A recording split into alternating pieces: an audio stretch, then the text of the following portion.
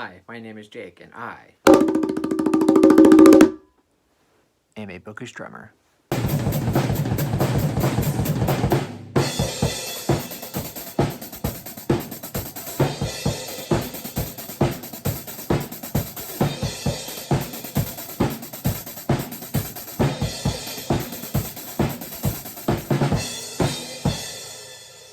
So for this Stephen King video, I will be doing a dedicated book review for one of my all-time favorite novella collections from Stephen King. And that would, of course, be Full Dark, No Stars. This was actually our August pick for the Stephen King Book Club, run by myself and Ian from Ian the Reader. And this was one of the big successes of the year, I should say. Sometimes with Stephen King, it's always very subjective. People either really like the book or they don't like it or they think it's meh. But I think overall, the people that joined us for the book club had a pretty good time. I would say most people gave this book at least 4 stars. I saw a lot of 4, 4.5, 5 stars. So generally, the people that read this book with us liked it a lot, including myself. This is probably the 3rd time that I've read this book. It is one of my favorites. I would probably put it somewhere in my top 20. It is one that I like going back to. And of course, if you guys have watched my channel for any length of time, you guys know that I love Stephen King novellas. He's not always the best with novels, especially long-form novels. I kind of prefer his shorter novels. And he's not always very consistent with short stories, but I feel like he's very consistent with novellas. And while this isn't my all-time favorite Stephen King novella collection, obviously you've got different seasons, and even If It Bleeds, I like a bit more. This one is very solid. I would probably give it 4.5 stars. And the name is definitely fitting because all of the stories in this collection are very dark in nature. And I'll go over all of these stories in a non-spoilery fashion. I don't want to spoil anything for y'all. But yeah, that's what this review is going to be about. So without further ado, let's go ahead and jump right into the review.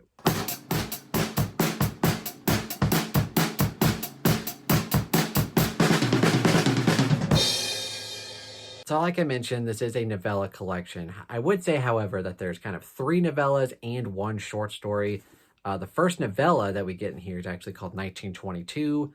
Very fitting title because it takes place in the 20s in America.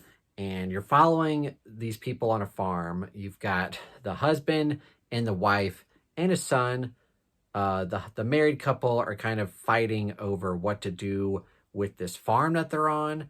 The husband wants to kind of stay on the farm, but the wife thinks that they should sell it and move to the city. They're kind of conflicting about that. And what does this guy want to do? Kill his wife. That makes the most sense, right? Like I said, these stories are very dark.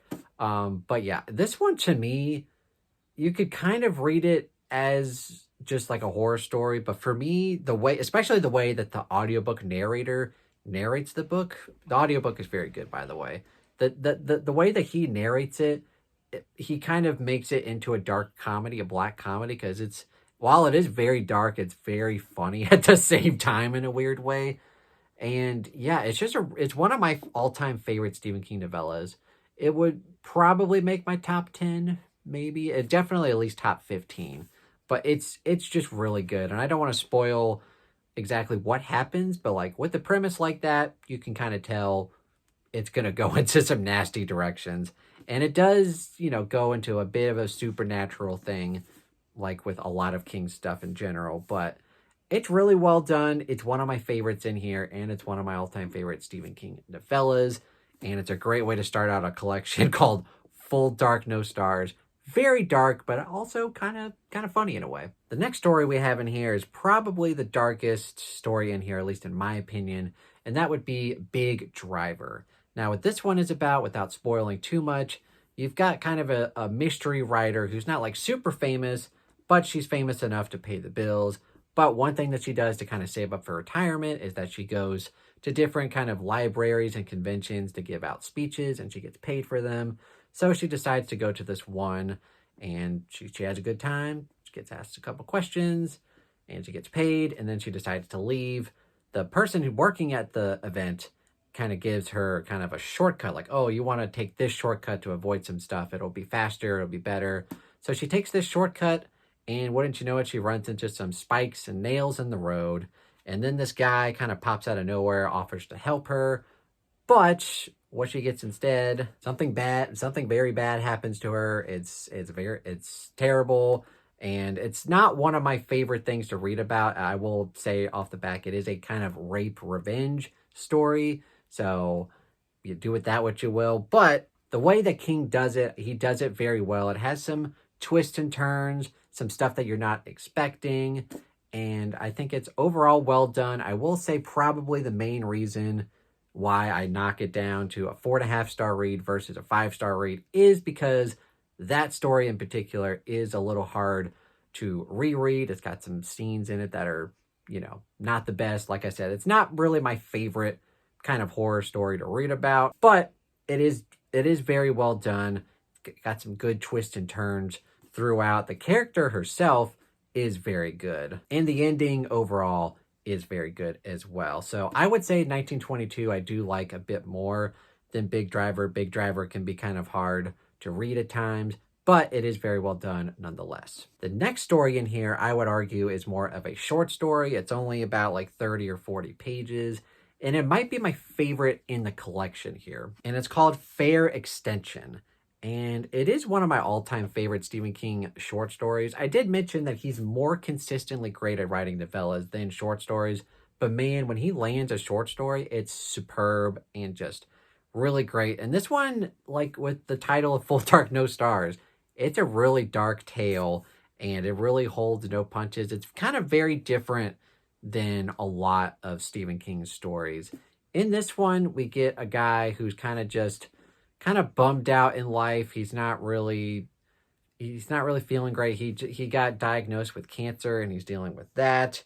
But he runs into this mysterious man on the side of the road who basically tells him that he can cure his cancer, but he has to pay him money, but also the cancer has to go, or not necessarily his cancer, but like his bad mojo necessarily has to be put onto somebody else. And the person that he decides to put it on is his best friend, who he kind of secretly hates. So the story is basically like he gets rid of his cancer, and then bad stuff starts happening to his bad friend. Now, normally with a story like this, you can kind of tell the direction that it's going to go in. But with this one, it's very dark and very ominous, and it's just very different than how Stephen King would normally write something.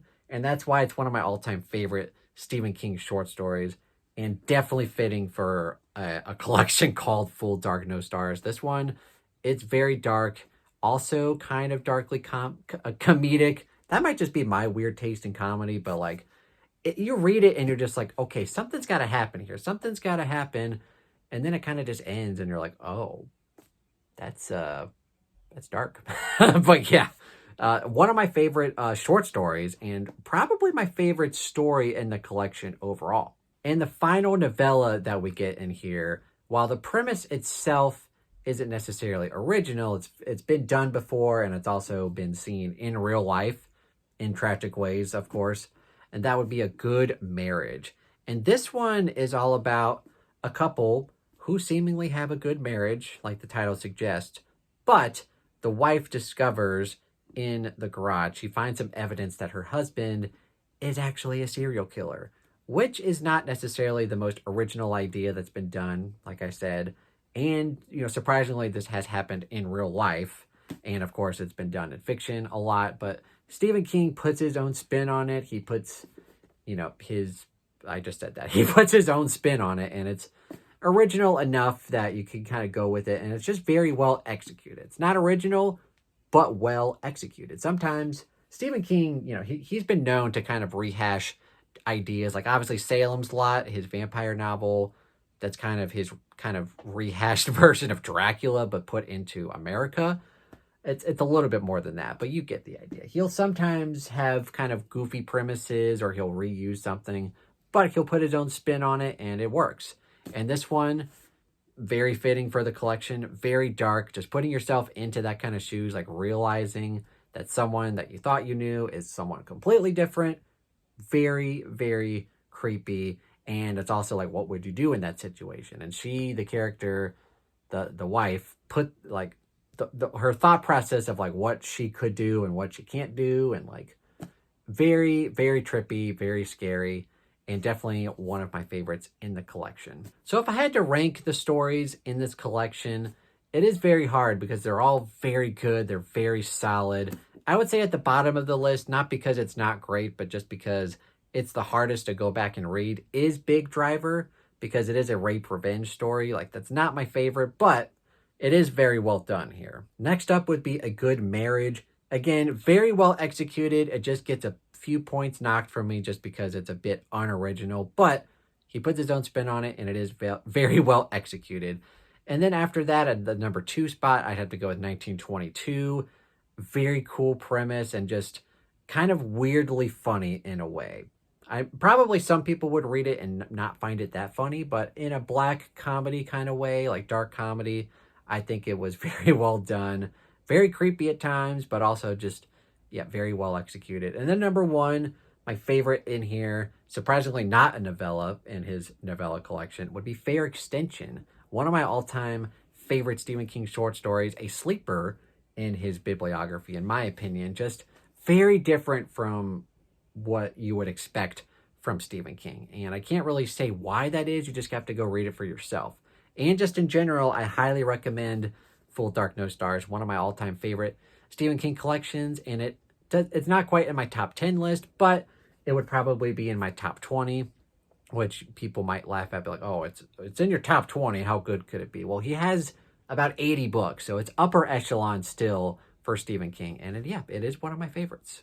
All right, so that is my little review here for Full Dark No Stars, one of my all-time favorite Stephen King collections. Now, what I want to know is, have you read this collection? What did you think about it? Did you love it? Did you hate it? Did you thought it was meh? Do you agree with my takes on all of these stories? Which ones are your favorites? Which ones are your least favorites? How would you rank them? Definitely comment that down below. Also, I mentioned that Full Dark No Stars was our pick for August for the Stephen King Book Club. Next month in September, we're going to be tackling Christine, which again it might make my top 20, maybe top 30. I don't know, but it's still one of my all-time favorite Stephen King ones. It's not, I wouldn't call it underrated, but I don't see a lot of people ranking it very highly. But Christine has always been one of my favorites. If you don't know, it's basically about a killer car, which, like I mentioned, Stephen King has silly premises sometimes, but this one works very well in the way that the car is kind of possessed by somebody. Very well done. One of my favorites. So definitely check this out with me and Ian in the month of September. Also, if you have any other suggestions for Stephen King Friday, any kind of Stephen King ideas or ideas for videos you want me to tackle on the channel, definitely comment that down below and I'll try to get to that as soon as possible. But of course, as always, if you enjoyed this video, please give it a thumbs up. Subscribe to the channel if you haven't already. Stay subscribed for more content. I try to post every Monday, Wednesday, and Friday, Stephen King Fridays. And what else do I say? Bookerstormer Discord, where we've got tons of buddy reads and read-alongs, including the Stephen King Book Club. September will be Christine. Check that out with us. Got my Patreon page down below if you want to go support me there for as little as $1 a month, and my Amazon wish list if you'd like to buy me a book. Thank you guys so much for watching. Have a fantastic day.